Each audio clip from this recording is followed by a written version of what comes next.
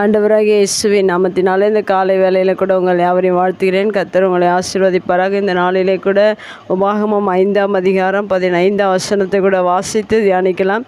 நீ எகிப்து தேசத்தில் அடிமையாய் இருந்தாய் என்றும் உன் தேவனாகிய கர்த்தர் உன்னை அவ்விடத்திலிருந்து வல்லமையுள்ள கரத்தினாலும் ஓங்கிய புயத்தினாலும் புறப்பட பண்ணினார் என்றும் நினைப்பாயாக. ஆகையால் ஓய்வு நாளை ஆசரிக்க உன் தேவனாகிய கர்த்தர் உனக்கு கட்டளையிட்டார். மிக அருமையான வேதவசனம். இந்த வேதவசனத்தில் கூட நினைப்பாயாக என்று சொல்லப்பட்டிருக்கிறார். மெய்யாகவே நம்முடைய வாழ்க்கையில் தேவன் செய்த ஒவ்வொரு காரியங்களையும் நாம் நினைத்து பார்த்து அவருக்கு நன்றி சொல்கிறவர்களாக இருக்க வேண்டும்.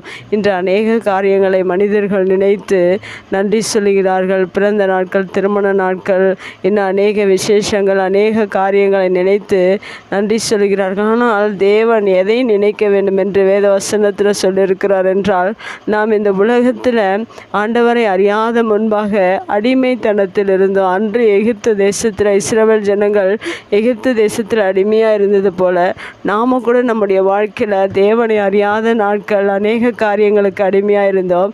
அந்த அடிமைத்தனத்தில் தேவன் ஒவ்வொருவரையும் பிரித்தெடுத்திருக்கிறார். இந்த வசனத்தில் சொல்லப்பட்ட பிரகாரம் நீ எகிப்தில் அடிமைத்தனமாக இருந்தாய் என்று சொல்லப்பட்டிருக்கு. நாம் உலகத்தில் அடிமையாக இருந்த நாட்கள் உண்டு. அந்த அடிமைத்தனத்திலிருந்து தேவன் நம் ஒவ்வொருவரையும் பிரித்தெடுத்திருக்கிறார். அவர் எப்படி பிரித்தெடுத்திருக்கிறார் என்றால், தம்முடைய வல்லமையுள்ள கரத்தினாலும் ஓங்கிய புயத்தினாலும் அவருடைய வல்லமையினாலும் அவருடைய கரத்தினாலும் நம்மை அவ்விடத்திலிருந்து, அந்த அடிமைத்தனத்திலிருந்து நம்மை பிரித்தெடுத்து நம்மை ஆசீர்வதித்திருக்கிறார். அதை நாம் ஒவ்வொரு நாளிலும், நம்முடைய வாழ்நாளில் ஒவ்வொரு நாளும் நினைத்து பார்க்க வேண்டியது மிக அவசியமாக இருக்கிறது. என்று அநேக காரியங்களை நினைத்து நாம் நன்றி சொல்லி மகிழ்ச்சியோடு இருக்கிறோம். ஆனால் தேவன் நம்மை அடிமைத்தனத்திலிருந்து அவருடைய வல்லமையுள்ள கரத்தினாலும் ஓங்கிய புயத்தினாலும் அவர் நம்மை மீட்டெடுத்ததை, நம்மை அங்கிருந்து அடிமைத்தனத்திலிருந்து நம்மை புறப்பட செய்ததை நீங்கள் ஒவ்வொரு நாளிலும் நினைத்து பார்ப்பீர்கள் என்றால் உங்களுடைய வாழ்க்கையில்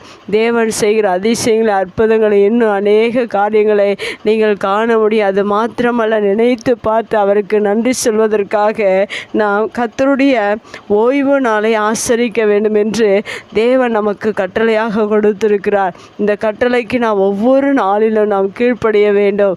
ஓய்வு நாளை ஒவ்வொரு நாளிலும் ஆசரிக்க வேண்டும் என்று அநேக கிறிஸ்துவ பிள்ளைகள் கூட ஞாயிற்றுக்கிழமைகளில் மற்ற வேலைகளை செய்து கொண்டிருக்கிறார்கள், மற்ற காரியங்களை கவனித்து கொண்டிருக்கிறார்கள். தேவன் நமக்கு கட்டளையாக கொடுத்திருக்கிற காரியம் என்னவென்றால், ஓய்வு நாளை ஆசரிக்கும்படியாக தேவன் கொடுத்திருக்கிற கட்டளையாக இருக்கிறது. தேவன் உங்களை உண்மையாகவே இந்த உலகத்திலிருந்து, உங்களை அடிமைத்தனத்திலிருந்து பிரித்தெடுத்திருப்பார் என்றால் அவருடைய வல்லமையுள்ள கரத்தினால் அவருடைய பயத்தினால் பிரித்தெடுப்பார் என்று நீங்கள் பிரித்தெடுத்திருப்பார் என்று நீங்கள் விசுவாசிப்பீர்கள் என்றால் மெய்யாகவே நீங்கள் ஓய்வு நாளை ஆசரித்து அவர் சொல்லிய கட்டளைக்கு கீழ்ப்படிந்து நீங்கள் அவர் செய்த அற்புதங்களையும் அதிசயங்களையும் நீங்கள் நினைத்து பார்த்து அவருக்கு ஒவ்வொரு நாளும் நன்றி சொல்லுங்கள். கர்த்தர் உங்களை ஆசீர்வதிப்பார். கண்களை முடிச்சு வைக்கலாம். எங்கள் அன்பு தகப்பனே, இந்த அருமையான வார்த்தைக்காய் நன்றி செலுத்துகிற இந்த உலகத்தில் அநேக காரியங்களை நினைத்து நன்றி சொல்லுகிறார்கள். ஆனாலும் நீர் எங்களை அடிமைத்தனத்திலிருந்து எங்களை மீட்டெடுத்து எங்களை ஆசீர்வதித்து உம்முடைய வல்லமையுள்ள கரத்தினாலும் ஓங்கிய புயத்தினாலும் எங்களை புறப்பட செய்ததற்காய், இந்த உலகத்திலிருந்து எங்களை பிரித்தெடுத்ததற்காய் உமக்கு நன்றி செலுத்துகிறோம். நீர் சொல்லிய கட்டளையை ஓய்வு நாள் தோறும் நாங்கள் ஆசரிக்க நீர் எங்களுக்கு உதவி செய்வீராக. உம்முடைய வார்த்தை கேட்கிற ஒவ்வொரு பிள்ளைகளும் இந்த அடிமைத்தனத்திலிருந்து மீட்டெடுத்ததை நினைத்து உம்முடைய வல்லமையுள்ள கரத்தினாலும் புயத்தினாலும் நீர் புறப்பட செய்ததை நினைத்து ஒவ்வொரு ஓய்வு நாளிலும் நீர் ஆண்டவர் நினைத்து நீர் செய்த நன்மைகளை நினைத்து பார்க்கும்படியாக, நீர் சொல்லிய கட்டளைகளை நிறைவேற்றும்படியாக நீர் ஒவ்வொருவருக்கும் நல்ல ஞானத்தையும் நீர் ஆசீர்வாதங்களையும் நன்மைகளையும் நீர் கொடுத்து நீர் ஆசீர்வதிக்கும்படியாக நம்முடைய கரத்தில் ஒப்பு கொடுத்து ஜெபிக்கிறோம். இயேசுவின் நாமத்தில் ஜெபம் நல்ல பிதாவே, ஆமேன்.